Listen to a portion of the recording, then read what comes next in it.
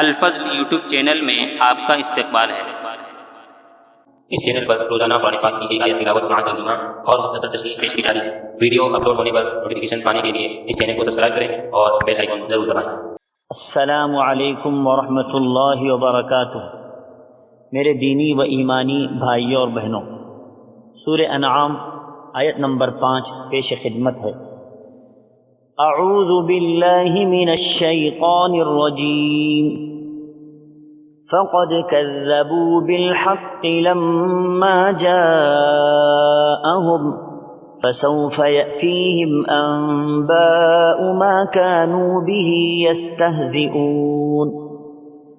انہوں نے اس سچی کتاب کو بھی جھٹلایا جبکہ وہ ان کے پاس پہنچی، تو جلدی ہی ان کو خبر مل جائے گی اس چیز کی جس کے ساتھ یہ لوگ استہزاء کیا کرتے تھے۔ حضرات، آیت میں حق کے اعراض کا جو وبال ہوگا اس کا تذکرہ کرتے ہوئے کہا جا رہا ہے، اس کی سزا دیکھ کر وہ لوگ حیران و ششدر رہ جائیں گے۔ اس انجام کا پتہ کل قیامت کے دن انہیں معلوم ہوگا۔ جب قیامت کے دن کی سزا کا ذائقہ معلوم ہوگا تب یہ لوگ اپنا منہ کاٹتے رہیں گے۔ جو لوگ حق کے سلسلے میں سرکش ہوتے جا رہے ہیں، یہ نہ سمجھیں کہ ہمیں چھوٹ مل گئی ہے، بلکہ اس کا انجام انتہائی برا اور بڑا خطرناک ہوگا۔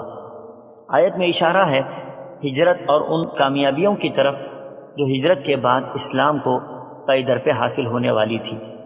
جس وقت یہ اشارہ فرمایا گیا تھا اس وقت نہ کفار یہ گمان کر سکتے تھے کہ کس قسم کی خبریں انہیں پہنچنے والی ہے، اور نہ مسلمانوں ہی کے ذہن میں اس کا کوئی تصور تھا، بلکہ نبی کریم صلی اللہ تعالی علیہ وسلم خود بھی آئندہ کے حالات اور امکانات سے بے خبر تھے۔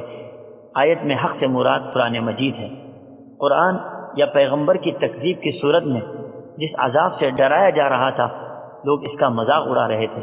اللہ تعالیٰ نے تنبیہ فرمائی کہ جس عذاب کا مذاق اڑایا جا رہا ہے ان قریب اس کا انجام دیکھ لیں گے، اور لوگوں نے اس انجام کو اپنی آنکھوں سے دیکھ لیا۔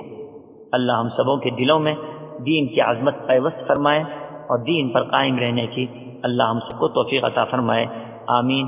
وآخر دعوانا ان الحمد للہ رب العالمین۔